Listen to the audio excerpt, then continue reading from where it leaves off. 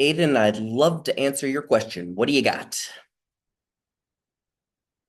Um, I was doing research. That was one of my topics, Okay. and I was wondering, if meta-analysis is it really is it like a sociology thing or no?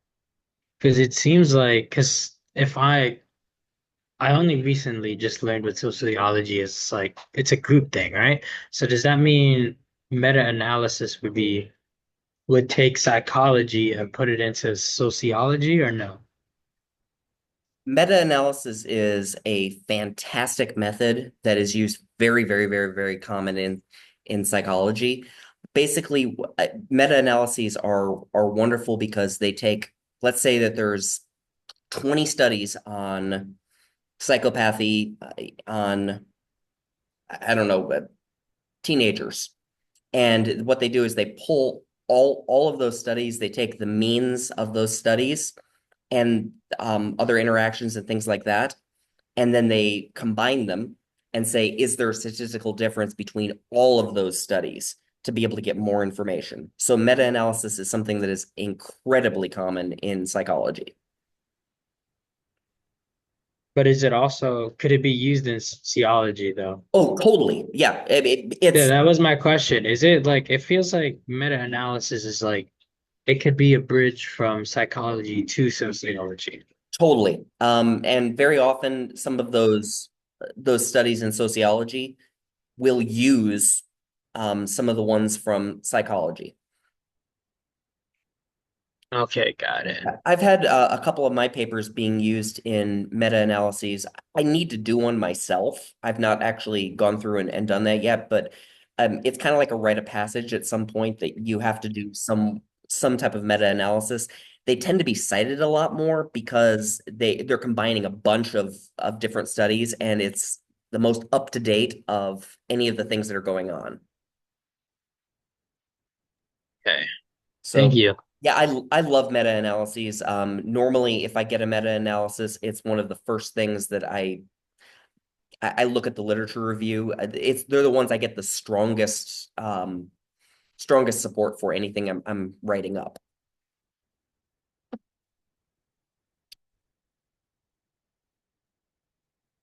So yay.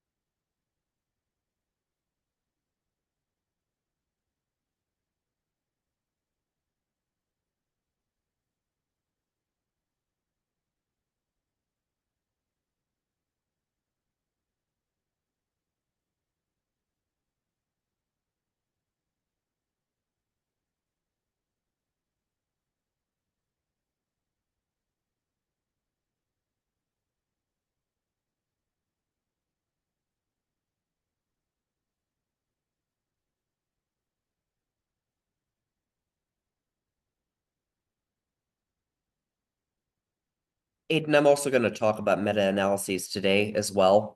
I think that's going to be one of the ones that definitely will get some discussion. Oh, okay. I just was curious because it was one of my topics, and I was like, it seems effective, but like it also like I don't know how to feel about it because I feel like it.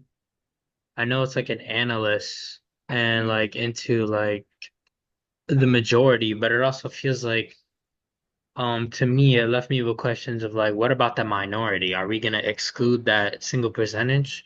Because to me it makes to me, it sounds like, okay, it's a majority versus minority thing, but also it's been proven that a lot of things are, one minority could, throw off a majority.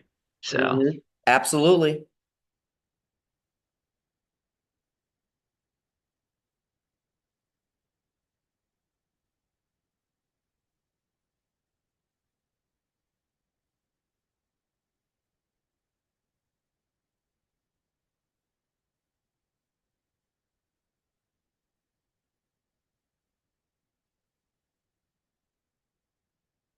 Hello, Professor. Good morning. Can I ask you a question? Bring that question. Uh, you have any advice on finding the online surveys we can do to complete the 3 credits? Because like Sure. I actually, I'm pulling up my LinkedIn right now because I posted to my network asking if anybody specifically had a couple. Actually, I'm gonna email myself one of them I got.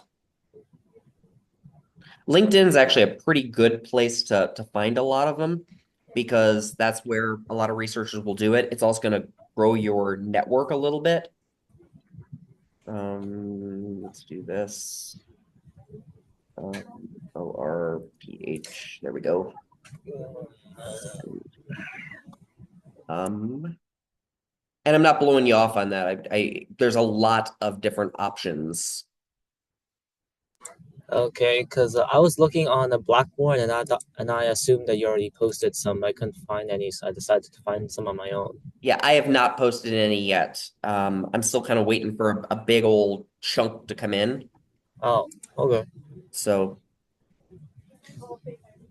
My second question is that phone number you put in the announcements along with your email. We're allowed to text you through that, right? The phone number. I would appreciate if you text me because that tends to be a little bit I can respond much quicker with text Oh, messages. okay. Let's see if I can get this. Yeah, I'm gonna share the screen real quick and come on, share it. Share it.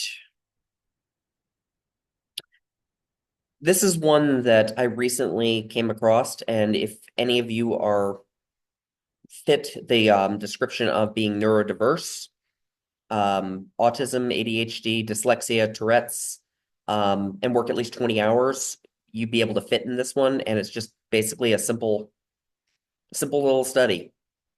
Takes about 15 to 20 minutes.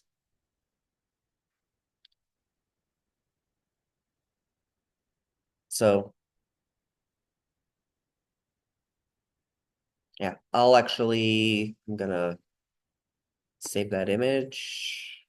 an additional question on the research. How do Mm-hmm. you I know you said like you don't have to do the research pool at Brooklyn College, but Mm-hmm. I would prefer to like be in the pool and wait for stuff than not be doing anything. So how do I like apply for the pool for the Brooklyn College research pool or whatever?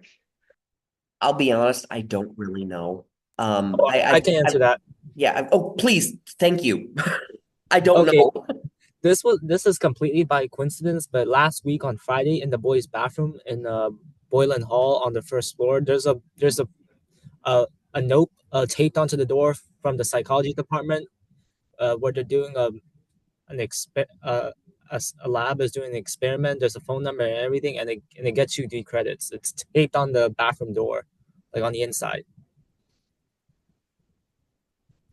On the Like first floor? yeah, first floor Boylan Hall in the boys' bathroom, like taped on the bathroom door, like the one you use to walk in. Like there are 2 doors, one on the outside, one on the inside. The inside one on the yeah, it's taped there, and well, I was gonna do it, but apparently you need to have a part-time or full-time job, but I don't have that, so I couldn't do it. But you know, Mhm. I just posted that neurodiverse one for everybody, but Honestly, you'll probably do more interesting studies if you're doing the live ones. The live ones tend to be really, really, really great because they'll do a lot more like things about blood pressure, more psychometrics, um, physiological stuff. So, okay, we got people doing.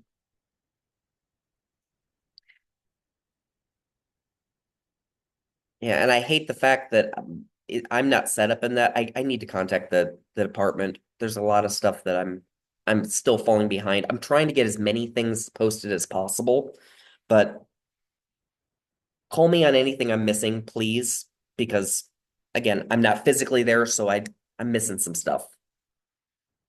Thank you for the grace.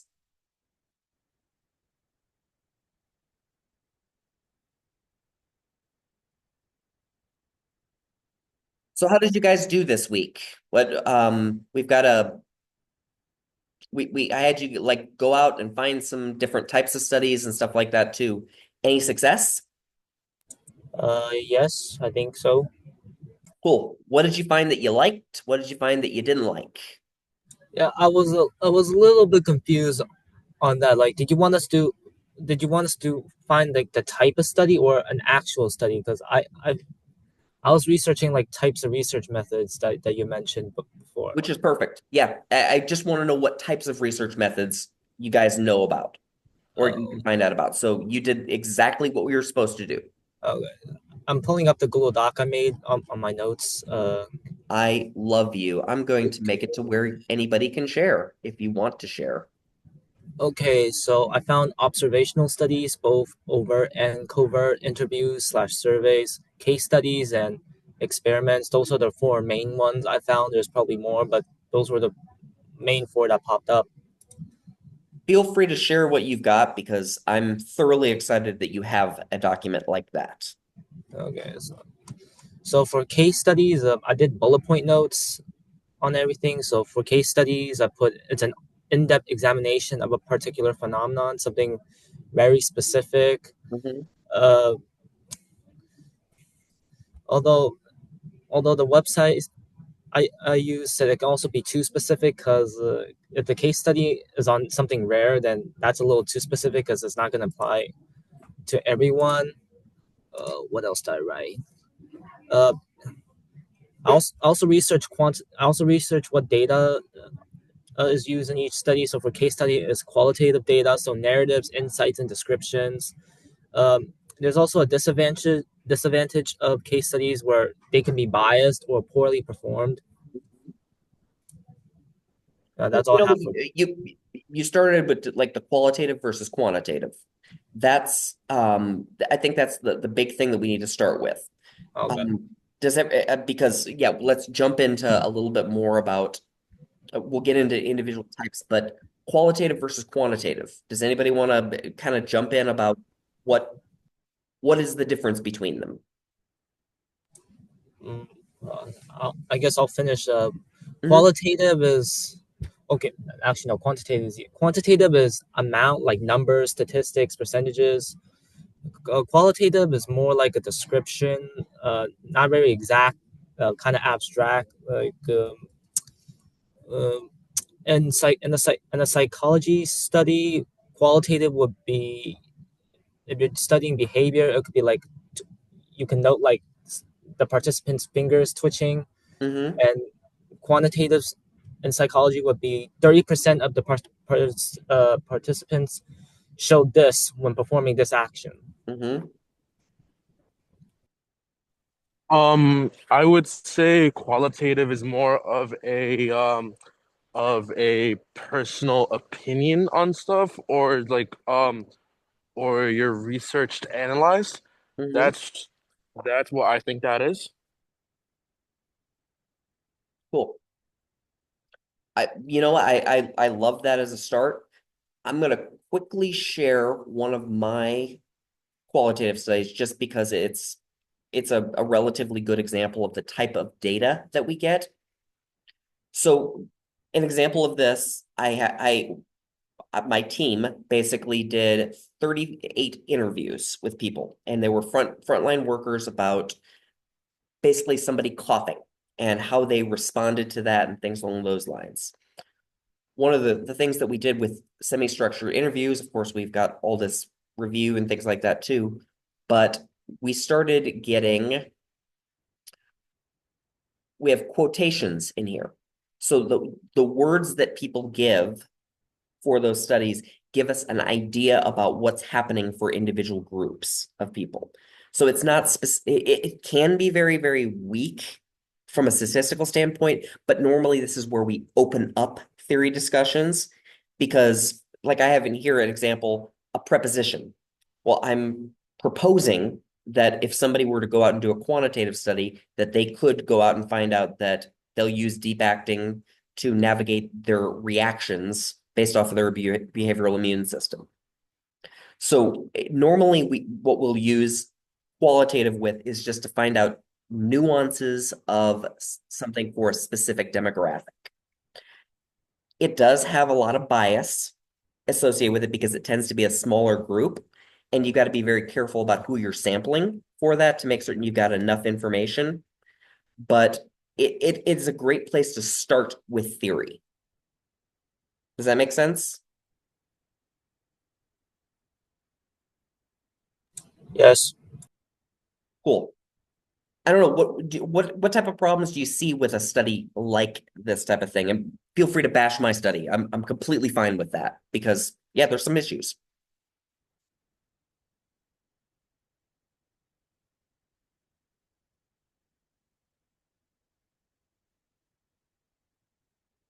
Any problems you could see with a qual study? Here's my question. How Mhm. long are studies supposed to be? Like yours is 21 pages, but like what's the norm?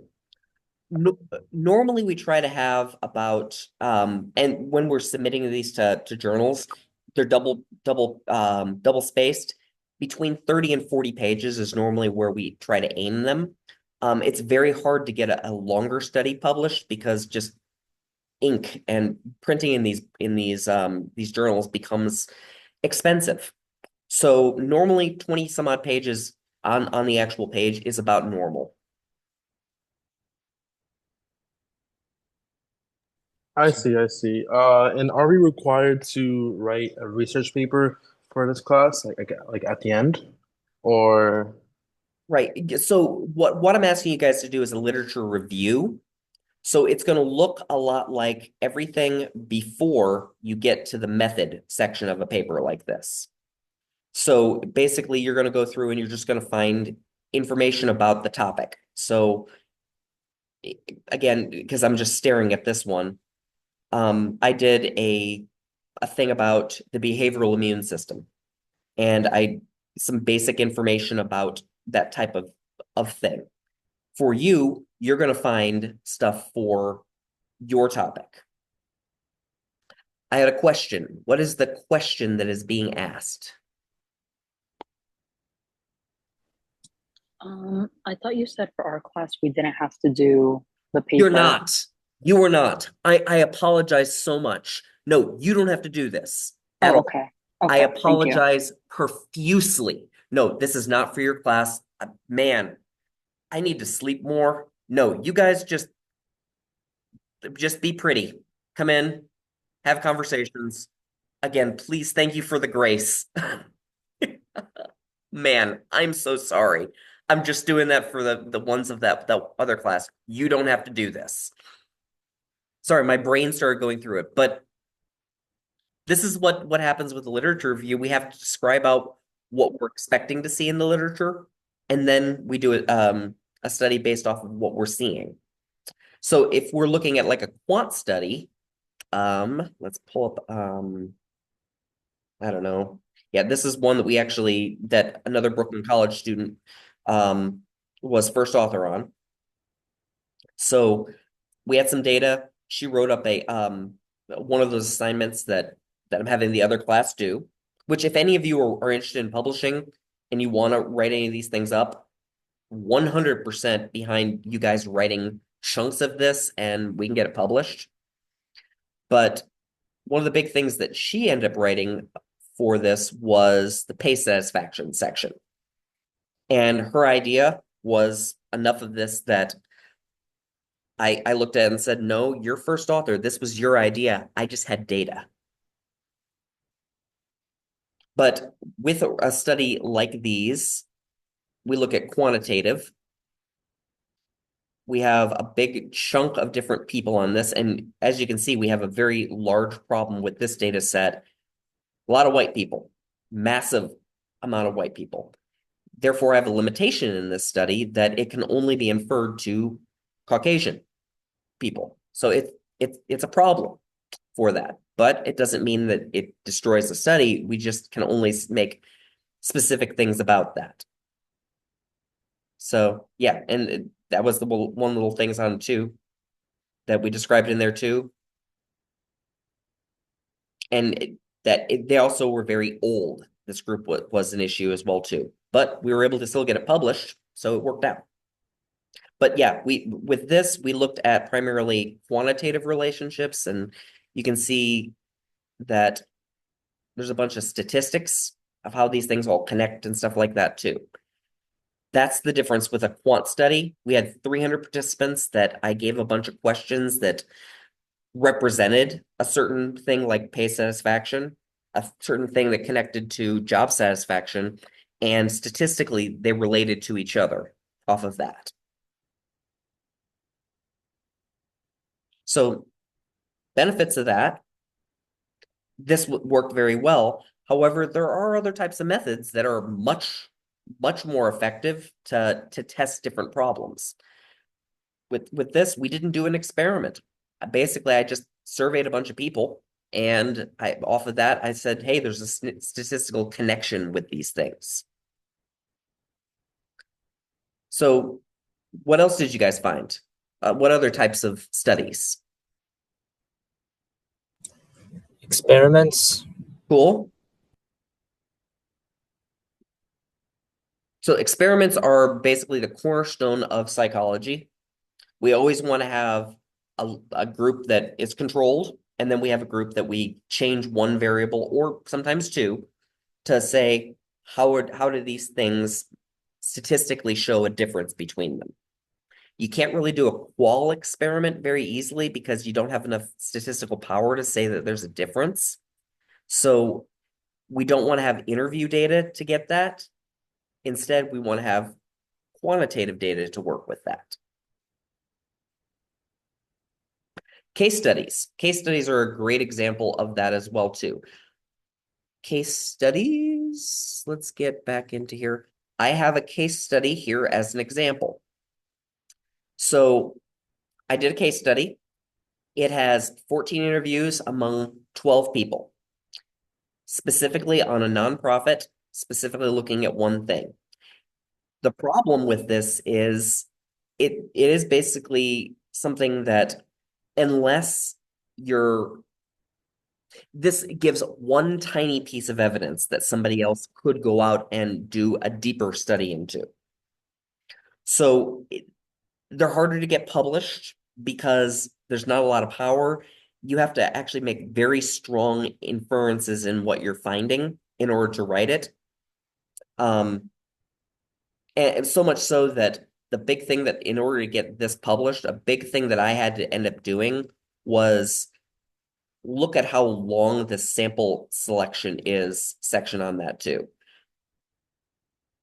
That is almost 5 times the amount that I would have to do in a quant study.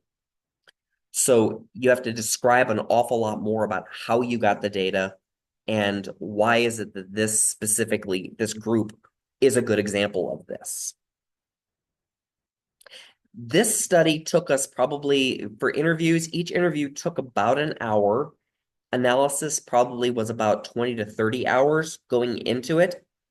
And we use it. There's different types of things that you can do with it. Like there's a software called NVivo that is a wonderful thing that it starts finding little trends and themes in what you're doing. And it almost becomes quantitative in that you're quantitatively saying, I have a bunch of these types of pieces of information that's happening over and over and over with these groups. Also, there may be the fact that those groups have a certain gender that keeps saying that they're having a certain thing that's happening. For that, I also have another qual study. That is another example. I looked at foreign-born workers. We had 35 foreign-born workers that we looked at how they felt ostracized based off of the smells of the workplace. Again, we went through that. It's similar things like that too. There's a whole bunch of you have to present the data, meaning present the data as in the comments that people made and use those to explain what information. So, like, here's an example. When we do our lunch, that smell just melted back in the nostrils, made you feel nauseous and smell for a long time. Well, okay, that really shows this theme of what happened. 20 of those people out of the 35 had that. And also vegetarians had more. So we have to quantitatively actually kind of look even at qual data that does that.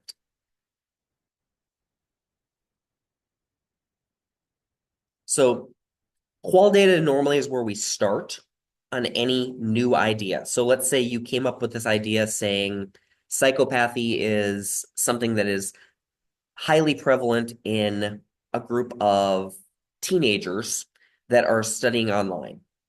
That are, yeah, they're the cheating behaviors of teenagers in their studies. Well, great. Now you have that. It's not a very, very smart thing to just do a quant study immediately because there's no real theory to back that up. You have to start building theory. We're not covering mental illness today. What we're going to be covering is just the different types of studies that are available, ways that we study this stuff. The next week, we're actually looking at the brain. Actually, next week, Wednesday, we're looking at the brain. By the way, do we have class on Monday? Do you guys have President's Day off? Yes, we have President's Day off, and I mean, it's not relevant, but to Wednesday we don't have class. Okay. Wait, no, it is. That is relevant. We don't have class on Wednesday as well. Yeah, we don't have class on Monday, but next Monday. But I heard that next Tuesday, they're doing we're doing a Okay. Monday schedule, so I think we're gonna meet anyway. Okay, so we're meeting on Tuesday. Yeah. Thumbs up emoji. Cool. And again, just clarifying on that too. But yeah, the syllabus is not updated yet. So yeah, that is my fault about not updating that. I'm trying to get you guys as much stuff as possible of just like things about what we cover in the lectures. I have the textbook up for you now. And I made it to where the textbook was not what was not something that you just immediately go out and find because some people were having some issues. We are going to cover the same topics. We're just doing it slightly in a different order because I'd like to start talking about the brain first before we start jumping into mental illness because we kind of have to have the concept of a control first. We have to know what normal brain activity is before we start saying what abnormal brain activity is like. Does that make sense? Yes. Totally. Cool. But yeah, the textbook is here. I'm also trying to give you guys all the class meetings. We have the last one in here as well. I've already started tossing something in here for the brain. There's a video to watch for next week, and I also have an assignment for all y'all to do of just basically go out and read that thing, focus on big picture topics, just read the book and be ready for a discussion. That suggests I will publish this as well. So do we have to submit anything for that assignment or? Nope. Okay, thank you. And also there is that first quiz that's on here. Quiz 1 is out here. It's just 5 questions. Real simple. Should we do it now or like, I mean, not now, but like, You could do it right now. I wouldn't be offended by that. But it's very, very, very simple. I have it set for multiple attempts. And it's just based off of that last one. Today I'm going to post something just generally about like what is a qual study? What is a quant study? What is an experiment? Those type of questions will be on there. Something pretty darn simple. I'm very big about informational justice. Like I really think that it's important to give you guys as much information about what will be involved with your grading and stuff like that too. I know a lot of you are worried that you're not going to get a good grade in this class. That's not my intent. I want to make it to where this is going to be just a class that we discuss things. We discuss cool stuff.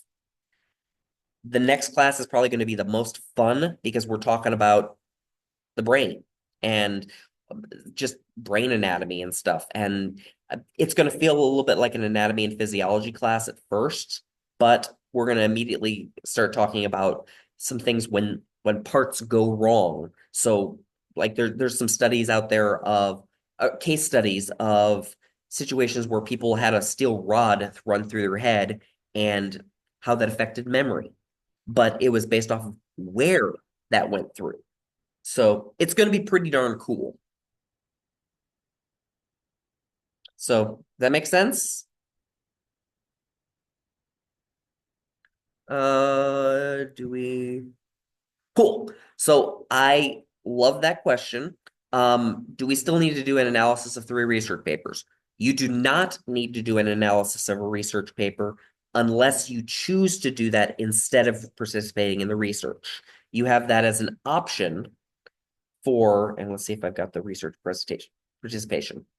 It is an either or. So you either do participate in research, or if you don't want to be a research participant, you would do the alternative of analyzing a research study.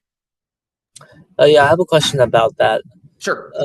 Are you gonna post articles for us to review? Yeah, because in the instructions it says they have to be chosen from the folder on Blackboard. Normally, I'm just going to let you guys find your own studies because Oh, it's something that you're going to be interested in. However, you don't have to do that unless you don't want to be part of a specific study. So oh, if you don't want to be a research participant, you don't have to do that. I have to give you the alternative because not everybody wants to be studied. It's okay. about privacy. It's about informed consent. And if I force you to do that, it becomes an ethical concern. Got it. Make sense? Yes. Cool. Yes, I've started posting. I have one specifically on here about potential studies that you guys can be part of. It's under course documents. And actually it's not. Is it under assignments? Yes. Research studies to possible to be part of.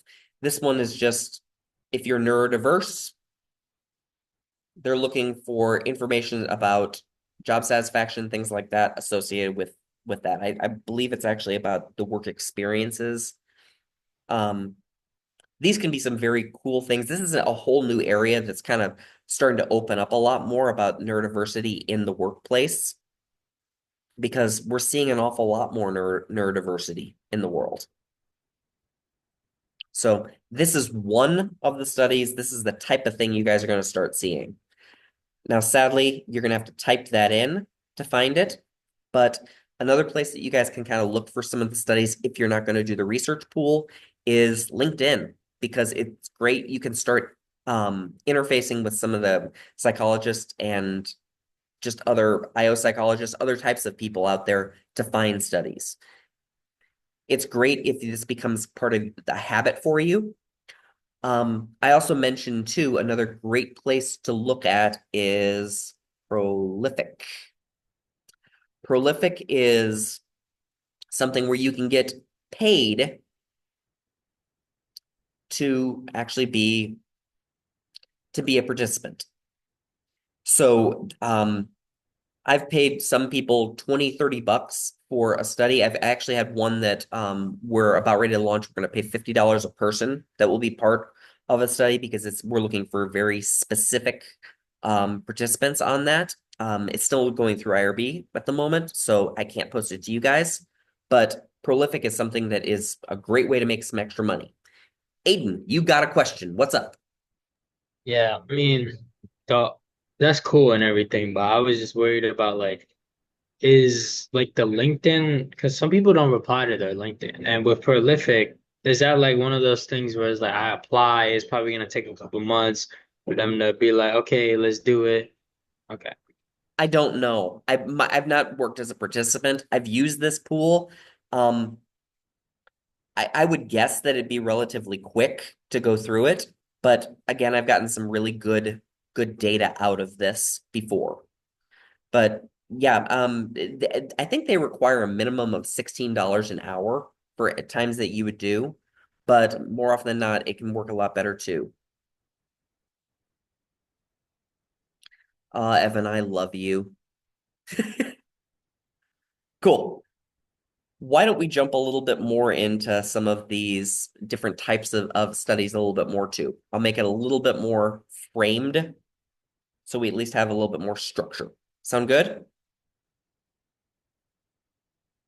Yes, sir. Yay.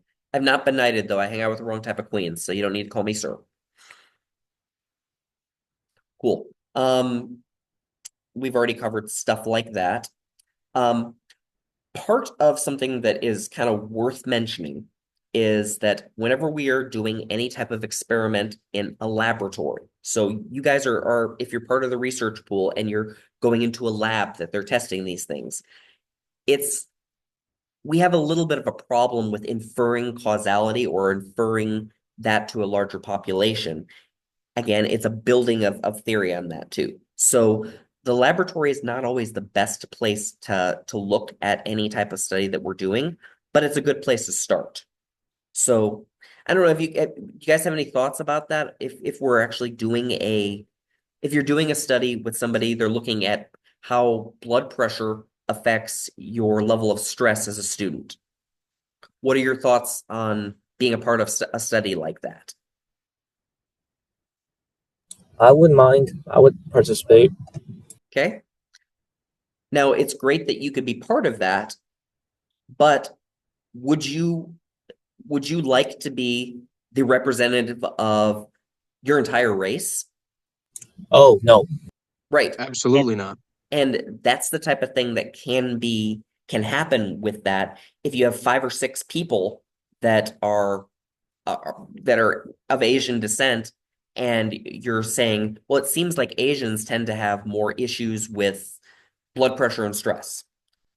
Okay, well, it's not really smart to just immediately infer that, but sometimes they will actually write that up too. And part of the review process is somebody will jump in and say, no, you can't just make that a major inversion of that. And it tends to be younger researchers that have issues with that type of thing. So any other problems that you guys could see with having laboratory experiments?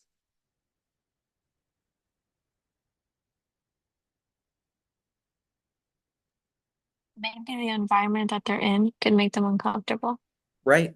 Yeah, think about it. If we're in a circumstance where you're going into a room, they're putting some electrodes on your head to see about how what you think about something, or they're checking your eye movement as you're reading something. Couldn't it be a little bit weird and almost unreliable data at times? Because it's artificial. Now, why do we do studies like that if it's something that becomes problematic? We know that there are problems with it. Why do we do studies in the laboratory?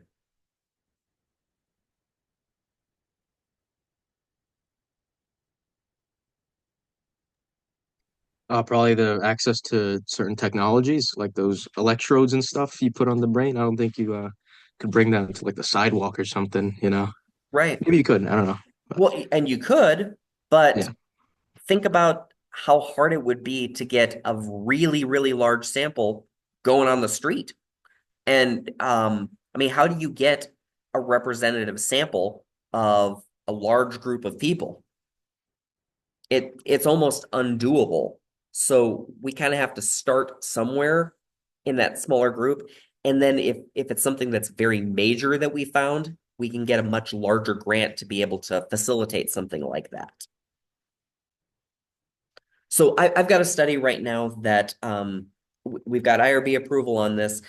It's not something I can have you guys be part of because it's actually looking at grip strength. So we're looking at like how they have those things where you grab and you tighten up on that. We're looking at how grip strength affects a person's perception of how effective they are as in their job. So self-efficacy, and that grip strength can be a proxy for that. Well, we're also making an experiment. It's an experiment in that we're looking at if I give people hand exercisers, I could improve a person's self-efficacy. Great. So we have 150 people that we have set up for this study. We're going to do 75 in the control, 75 in the experiment group. I had to get a grant of about $20,000 to be able to run that. And it was a freaking nightmare to get the money to be able to run something that large. Sometimes to run some of these studies, it just becomes difficult because those people I'm having to pay $50 a piece to sample them 5 times. So they're getting paid $10 each time they come in for that study. And it just becomes almost unruly to get them to come in. And more often than not, people are going to miss stuff. So I'm going to have missing data. I may not get as great of results. So funding has a lot to do with a lot of these things. And sometimes it's just easier to get the experiment in a small controlled environment to start the concept of theory, kind of like a qual study that we were mentioning. So, yeah, what do you guys think about the fact that there's a requirement that the psychology department has that you guys participate in research? Does that kind of impose bias? I say, uh, I mean, I feel like this sort of thing should be for students who actually intend to major in psychology. Like, I know this is an introductory course, maybe like somewhere up higher up. I feel like for intro, no. Well, I actually disagree with that entirely. Mm-hmm. I think it's important for, people to get a grasp on like what psychology is, because you're taking the intro course, so you're not just learning all this information, but you want to know like how the studies are, because you're taking a class to understand the knowledge of psychology and maybe potentially branch off and get a major in psychology. So you have to understand like the variables and like what is going on and the psychology world and how it works. I feel like it's a leaping point for you to understand other people's mindsets and go, okay, this is, what I'm going to be doing in the future, or potentially like, this is how other people do it. And now I understand like, like deductive reasoning or stuff like that. And Aiden, I love that you have a very uh, I, you have a very positive point of view on this. You're looking at this saying, well, great, everybody is going to try to do good things out of this. What if I told you that one of the reasons why we actually require psychology students to do this is because your psychology faculty actually needs to have research participants. And that's one of the reasons why we're trying to build up the fact that they have a research pool to be able to study off of. Does that change the perspective? No, I don't understand. If it's, I mean, it just seems like a thing that you can't have psychology without a research field. So it doesn't really mean, to me, I still see the same point of view. Could you repeat that? I don't understand what the argument is, if Cool. that's the case. So one of the things, and I'm not saying Brooklyn College specifically does this, but other psychology departments, other business departments require their students to be part of a research pool, to go out and be part of faculty-based research as like a course like this. One of the main reasons why they do that is they want to increase the amount of data that's available for the faculty to be able to get their published research. It's almost in some cases when we do that type of thing that we are we're trying to actually serve a different master than teaching students. We're trying to actually get research for the faculty. So it is that ethical? Do you think it's ethical to have that mentality or even that outcome? I think it is ethical because in psychology, you need other people. Psychology is a science like based on not just yourself, but based on other people. So I think you need to have that requirement, or the field will just die. And that's my opinion. You know, other people may speak up and differ with me, but you need to have there needs to be some type of okay, this is what needs to be done in order to for things to get done. There needs to be a this is mandatory, and that's how you further the field, I think. Does anybody have a dissenting view on this? That it potentially is unethical?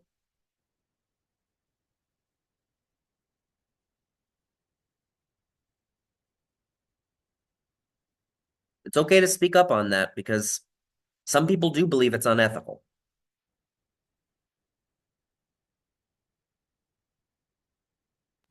Okay, I just want to reiterate what I said before. I'm not against participating in research. I'm against participating in research in this course. Like save it for some of the more advanced students who know for sure if they want to go into psychology or not. Because I'll be honest, I find it a little annoying. I'll still do it, but I'm not gonna like it.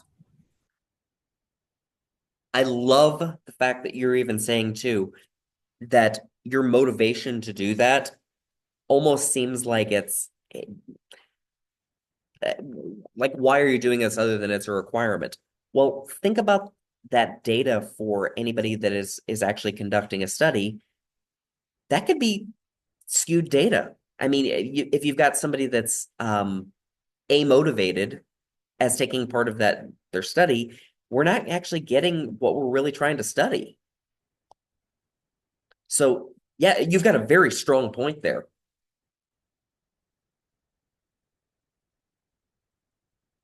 So yeah, I won't labor the point. I think that it's at least worth mentioning that there's some issues. Right. And you can't Um, just study people that are interested in psychology. Aiden, you had a question? Comment? oh wait, no. I was just agreeing with Evan that that brings up a different point that you know the research rule and stuff. Like if it's a mandate, so I guess that can be a good argument to like you know to counter. But it doesn't matter. Yeah, and I will get the ethics of this in a couple slides, but there's specific ethic boards and things that we have to go through to conduct research. But yeah, yeah, and we've covered the like some of the limitations of that too already. Um, yeah, realistic. And there's a guy looking at an otter. Great. So he's got all those things on his head. They're trying to figure out which of the two things he's probably looking at immediately. Does he immediately jump to the ad or does he look to the otter? Well, that can be really useful for product placement, product development. He may actually be happier looking at the otter, and we may have the circumstance of that where they might want to actually include a mascot on there, throwing out as concept of that. And that's a way that we can take that into product placement and stuff, and which is an entire field unto itself in psychology. So yeah, I immediately jumped into the IRB perspective. So institutional review board, levels of review. We have different types of studies that we're doing on here. And anytime that we're ever doing any type of study in psychology, we have to go through and get some type of review board. Now, if we're not doing subject research, this would be like a meta-analysis or a large literature review or something like that. We don't actually officially have to send any of our data to the IRB. Sometimes they look at it if the school specifically requires that, but it's something that does not require them to actually review any data. If we're going a little bit more higher on that too, we could have minimal risk. So minimal risk would be a circumstance of we're expecting to either have some perspective of psychological trauma, or they're looking and they're going to get some basic information of physiological things that are going on with the body, like blood pressure or electrodes on the brain or something like that too.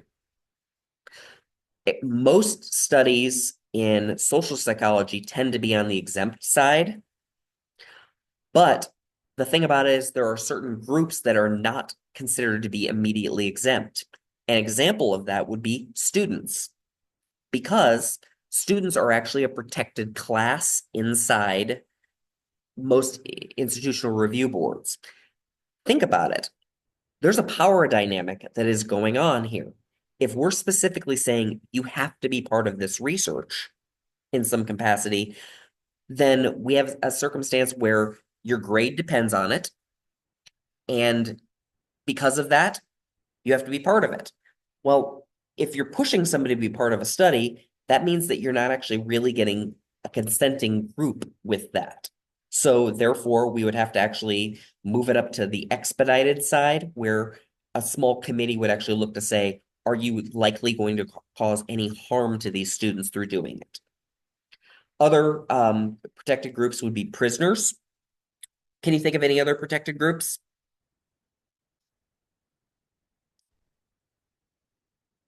Animals. We could have an exempt study with some animals if we're doing some observation. Children is a perfect example, because very often they can't consent. Now, there are different types of studies that you can do with kids that would not actually, that could be exempt, like if you're doing an observational study. So let's say you send something to the review board and you wanted to go and watch a bunch of children at the park and see how many of them will have an aspect of ostracism or how they interact with each other. That's a general observation circumstance that is happening in public. You could make the argument that that's exempt. And Evan, you got a good point. They are totally consenting in this case, but at the same point too, not everybody that is signing up to be part of a class is also signing up to be part of to be studied as a research participant. Now, I'm going to go to an extreme on this. If we had a circumstance where if I were to say you have to be part of the research pool, how hard would it be for somebody to say, well, I have to do this research. The only study I can go into is this study where they're going to be pulling blood out of me, and meaning they're going to draw blood 5 times throughout this next month. Well, great. So now you're in a position where you feel like you have to, as part of your class requirement, have somebody draw blood out of you. Most people aren't signing up for a class thinking they have to have blood drawn. So it's one of those downstream effects. We always have to think about the smaller group. I love that somebody else mentioned too, people with disabilities, like a mental issue. That could be totally it.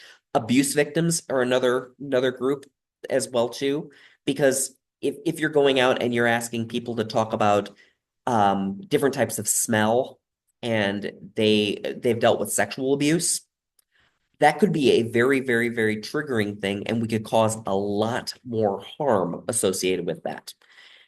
That would almost be something that a full board would actually look at to say, is this actually something that we should be looking at? And what is the benefit of this study? The benefits have to outweigh the damage you're going to be causing to your participants. Some research causes harm to people. Think about some of the drugs that people take. Some people could actually die because of the drugs that they're taking. It's a possibility on that. And that'd be what we refer to as an adverse event. And it could kill a study, but at the same point, it's part of that. Yes, they are legal. You can definitely go through that process of doing that, but they are very, very, very stringent if you're going to be doing a study like that. I have only ever done a full board study once, and I was studying prisoners. I was studying job crafting behavior in prisoners, and I would tell you I would rather have a kidney stone than go through that again because every single tiny little detail you can imagine, they're just very, very protective of that group because they can't protect themselves. And if you're allowed to actually ask them questions or study them, it could cause a lot of harm.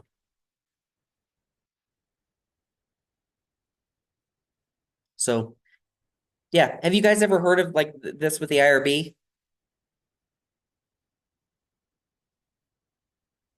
So, yeah, the IRB can be the bane of the existence of any researcher if the board, for some reason, decides that they are going to be overzealous with some of the some of the restrictions on this. I've worked with a school at one point that was saying that asking about a person's quitting ideations in their job was something that raised above minimal risk. And those are standard questions that are asked in IO psychology. It made it to where it killed my study and I couldn't even run it because it took too long to get through the IRB and I missed my window to be able to study people during COVID with that. So IRB can be a nightmare. To get IRB approval as an adjunct at Brooklyn College, I actually have to get approval by the chancellor of the university for any study that I do. That's just one of the other crazy restrictions they have on this. Most of your other faculty members do not have to go through that. They just submit their application. They give their protocol according to how they're planning on conducting the research. They give their informed consent, and that's what happened. What killed my study was that I had an IRB that they were a little bit overzealous, and they were saying that asking people about how likely they are to leave their job within the next 6 months. They believed that part of asking those questions would make it to where it would put them into a crisis and they would want to leave their job. Because of that time frame, I lost my ability to actually sample this group because the group that was willing to do the study for the case that I was on, they gave me a certain window that I was able to launch it. I missed my window because I couldn't get it through IRB. So you can lose your study very, very easily. So this seems like an awful lot, doesn't it? Like the fact that we even have this entity at the universities. Why do we have something like this? Why is it necessary to have a review board? It's important to protect the participants of a study to make sure nothing becomes too like aggressive or abusive and making sure everything's ethical. Cool. Can anybody give some examples of an unethical experiment that totally should never have happened? I don't remember what it's called, but there was one a like college psychology class where half the students acted as guards and half the students acted as like prisoners, and very quickly the students that were acting as guards became very aggressive with the prisoner students, and that was very unethical. Absolutely. That was the Stanford prison experiments. There's a movie about that as well.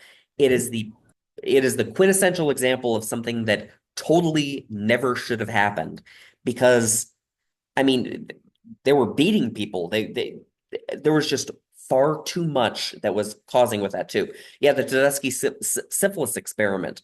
Do you want to, Ashley, could you explain that one a little bit? That's when they like basically injected a whole bunch of black milk with syphilis without letting them know that. I'm not sure if they. No, I don't think they let them know it was gonna be non-treated. Mm-hmm. But like a whole bunch of them like ended up dying or like they lived with it permanently, and they didn't sign. I don't think they signed any pre like consent forms or anything either. Yeah. So a bunch of people, and they were actually it was a primarily African American hospital where they literally gave a whole bunch of people syphilis and they didn't give any treatment for it in any way, shape, or form. And they just wanted to see the long-term effects of syphilis on this group. Well, okay, so other problems that kind of occurred with that too is syphilis is a sexually transmitted disease. What about the the the romantic partners? What about the children that were born with that too? We started seeing some massive problems with that, and it totally should have never happened. But yeah, those that type of things exist, and we're trying to minimize any types of studies like that. So yeah, the Russian sleep experiment where we keep people up for hours upon hours upon hours. Um, there were a lot of POW camp circumstances where they were doing a lot of testing. That was done a lot in the um, Nazi camps. I actually I had a patient a couple years ago that she was a twin and she was the control. Her sister was the one that got all the experimental treatments that were done on her. And she was in Auschwitz. And some of the things that she told me that her sister went through, losing her hair, losing a bunch of weight. She ended up dying with it as well too. So we need to have IRB to keep people from doing stupid things.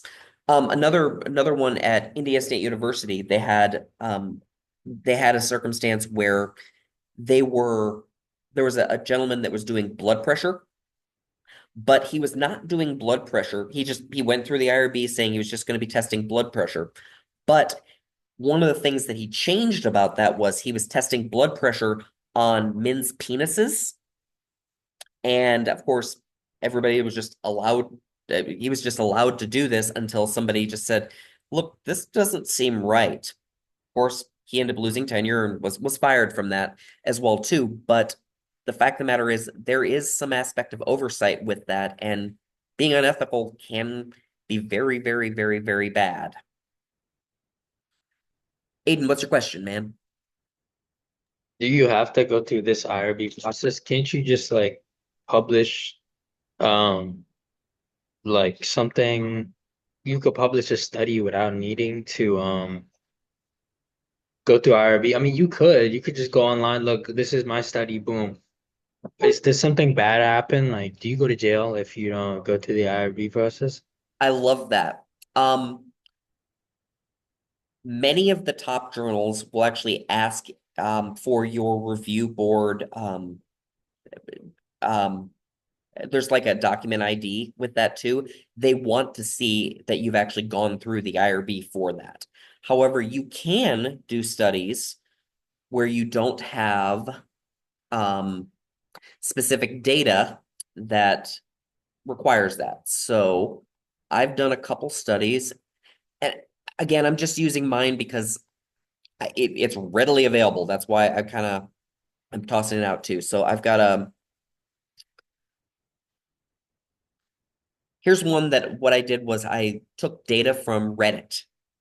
I scraped I think like 15,000 comments from working mothers. And I did send this to IRB. I said to them, hey, what I'd like to do is this. And they said, yeah, this doesn't this is public available information. People are not expecting privacy with this. So I did not have to actually have IRB approval for this study. They asked me specifically when I submitted this to the journal if I had IRB approval, and I had to give them the letter from the IRB saying that it was not required. So in order to even submit this and have it go to the review, they had to have that data. They had to have that document. So yes, professionalism could be tarnished with this. The turnaround depends on the school. Most schools will do it within about a week to a month. Some schools will have an internal board that's run at the department level to make certain that garbage in, garbage out, to make the process when they actually send it to the IRB, it goes by quicker. So yeah, normally it's about a week or so that you go through it. Most of my studies get through in about a week.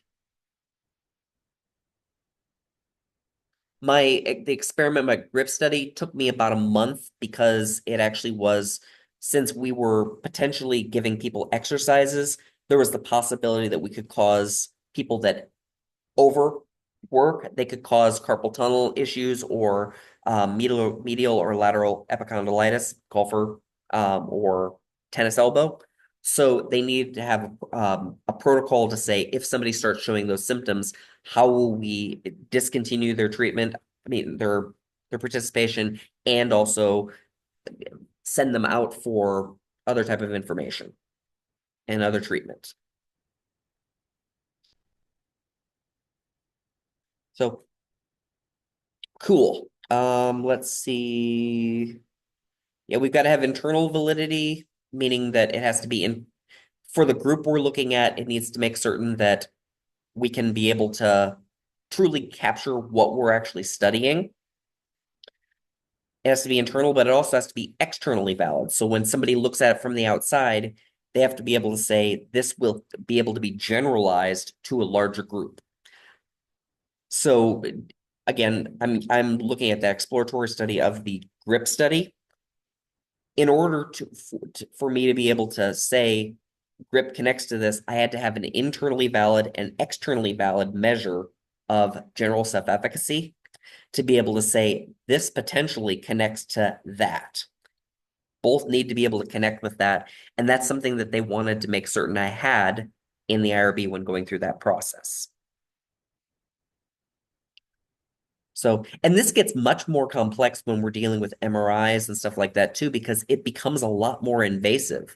And think about it too, when all of a sudden you start seeing pictures of your brain or your skeleton, don't you get kind of freaked out? That could cause harm just by somebody seeing their brain. They could think, oh my gosh, I'm going to die. And what happens if you find cancer? I mean, do we have an ethical responsibility to tell the person when we're doing an MRI of their brain? Oh, it turns out that on your pituitary gland, we have a 3 centimeter tumor that we're seeing. We need to have protocols set up for that. Ecological efficacy, we need to make certain that we are obtaining it in a connection where it's actually where we're trying to study that. So you see a picture there of a guy just sitting watching TV eating a pizza. Well, great. That'd be a beautiful thing to watch, that to get information about that person's viewing habits. That'd be a great thing. This would not be a really great study about their work habits.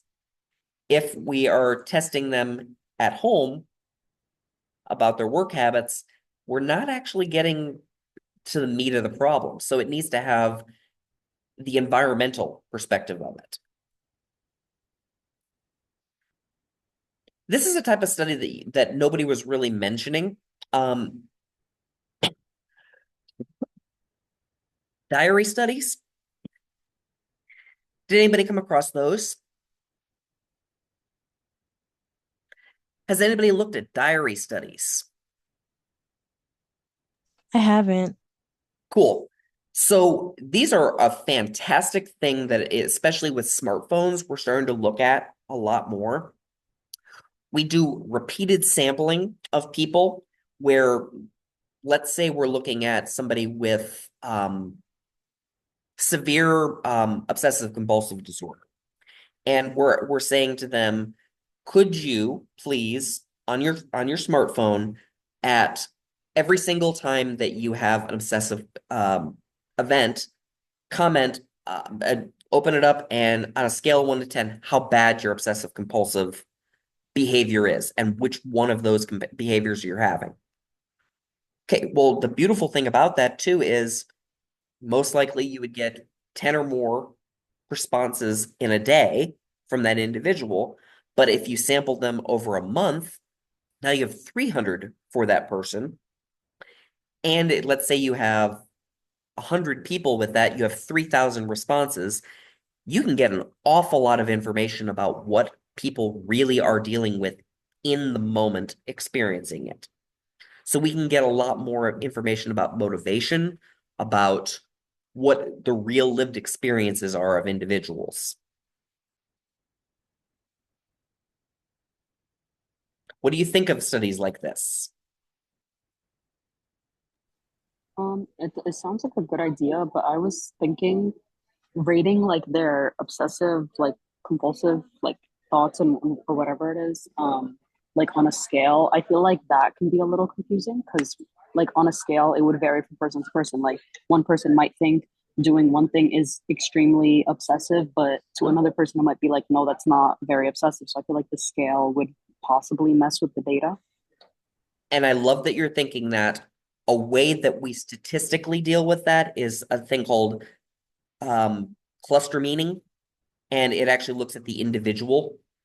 So it's based off of how the individual specifically would respond, or people that have similar demographic perspectives. So we have ways to look at that individually on it. But you're right, that can be an issue about the validity between each of those.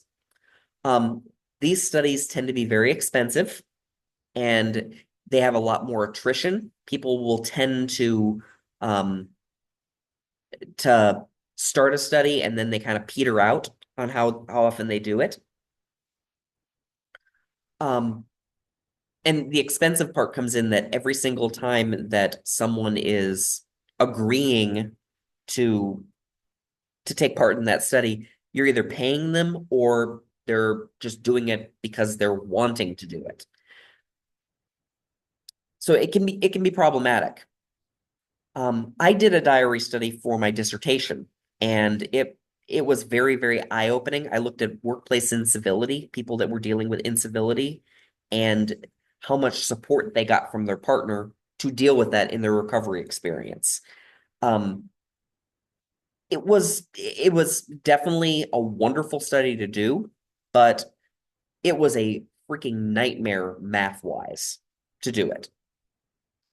So it's a very, very specialized area.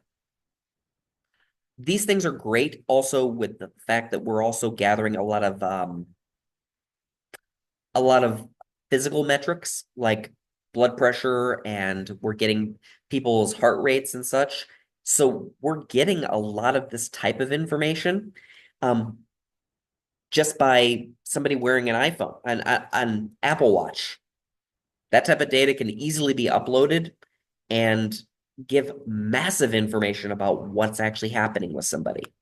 So it's a very, very cool study. If you ever get to be part of one of those, it'd be worth it because it's kind of just fascinating how they sample it. You answer one or two little simple questions. You can't have very long studies or else people will just not do them because it becomes a hassle to do it. I've mentioned a couple times too about being paid to be a research participant.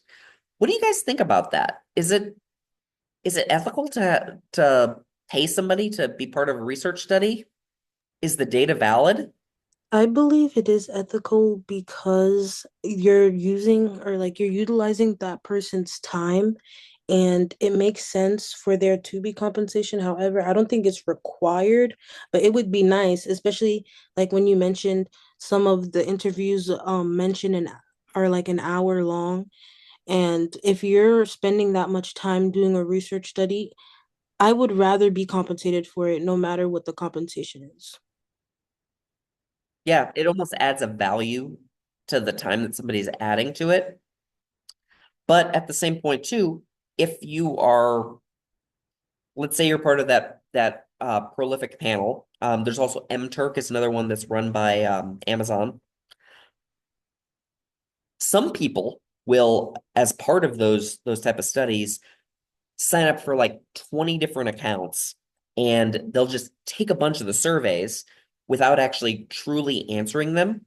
And we just get garbage data because if you have 20 accounts that you all fit the parameter for being part of and you get paid $5 a piece, well, great, you made $100 and we have garbage data at that point. So there's like an interesting trade-off on that.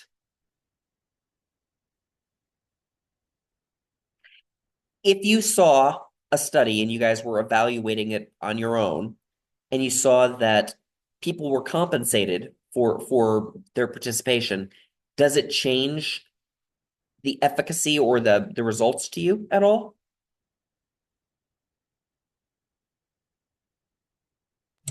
No. Can anybody think of a circumstance where it would change that? Is there a circumstance where you guys could think of a situation where you found out participants are being paid for this? Can we trust the results? So a few years ago, I was part of a study. Um, it was to see about like stopping use of a certain substance.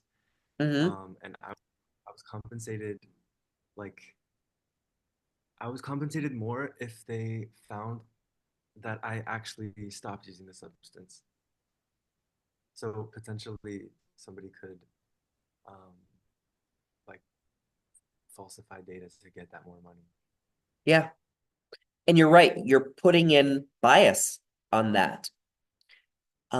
It can become a problem. I mean, some of the best ones that I can think of are think about like the beer companies that are saying, yep, I prefer Bud Light. I really prefer Bud Light. I also got a lifetime supply of it. Does that change your perspective, knowing that the person that said I prefer Bud Light and they also receive compensation of an entire lifetime supply of it?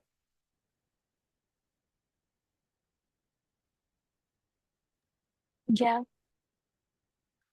So part of that too is that you have to figure out from that, can you really trust it? And it's always worth looking at any part of the study saying, did you pay the participants? It's always important to look at who is participating and what actually is making up the sample, if it's actually believable. Sometimes being paid can be a negative thing. Yeah, the secondary motive. So let's see if there's any other ones, dire examples. Yeah, we can also record people's information on that too. So some companies will record all keystrokes that happen with an organization.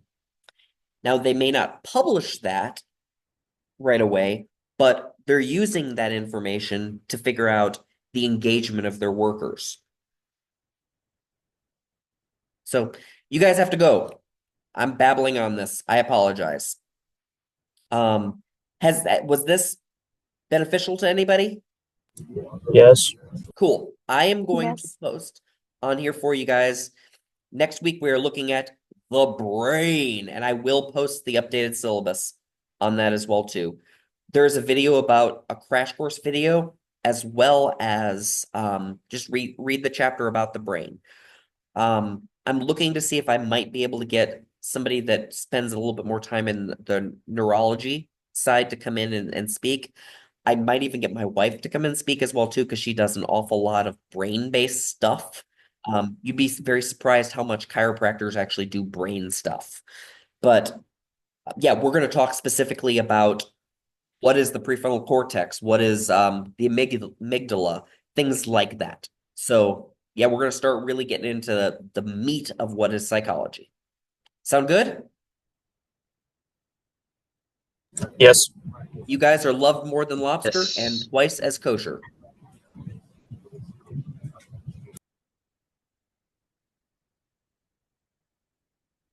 Are we meeting? We're meeting Wednesday, right?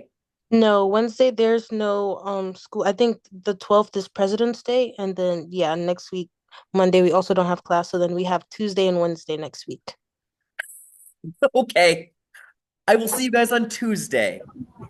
Bye. I'm Have a so nice sorry. week. Have a great one, Professor. You too, man. Professor, before you go, can I ask a final few questions? Bring it. Uh, okay, so I know you're waiting for a big chunk of research opportunities to pop up so you can send it to us. It's just, do you know if there's any research opportunities where it's for how should I phrase this?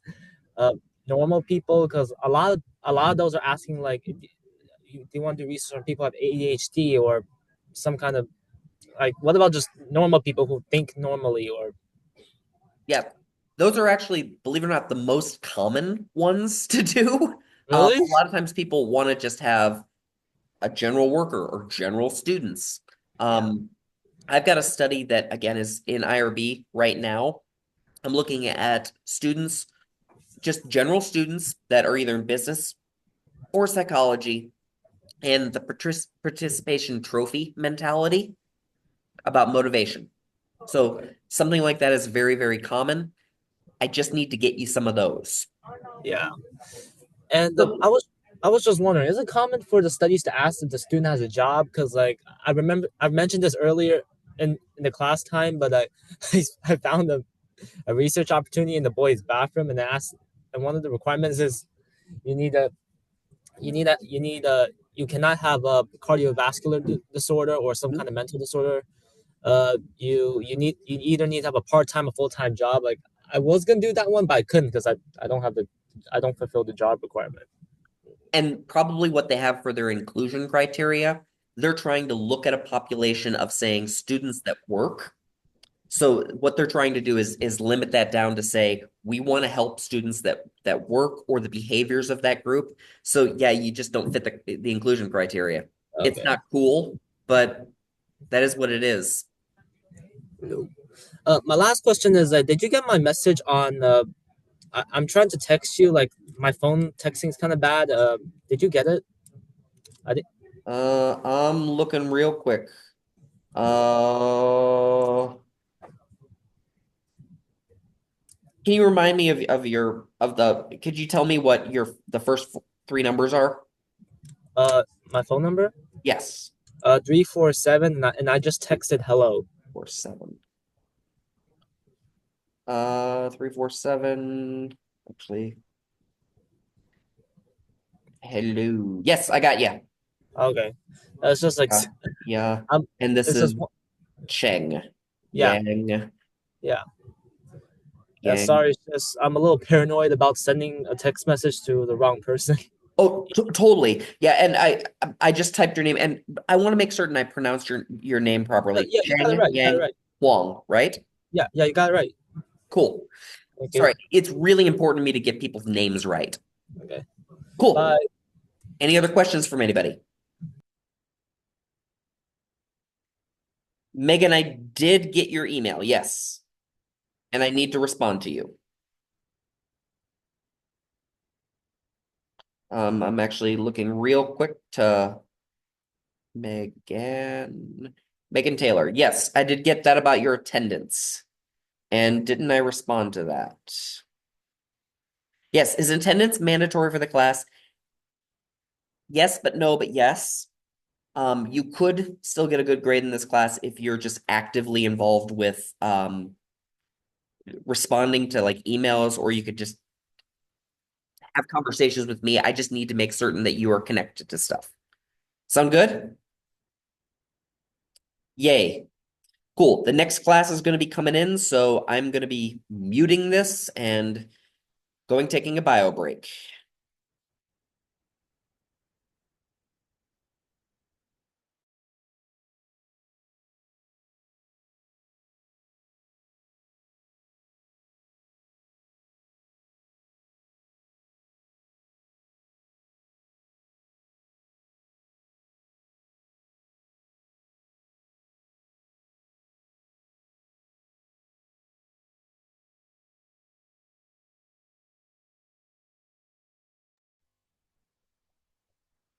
Faizan, Faizan, Yes, yes. our class finished now. I'm sorry, I couldn't really hear that well. So our class now finished. Yes, Um, it I'm is. I'm here for the next class. I'm here for the Yeah, next class, but the next class is coming in, so that's why I'm just Oh, okay, keeping okay, you know. okay. Yep, Thank you, thank you. not a problem.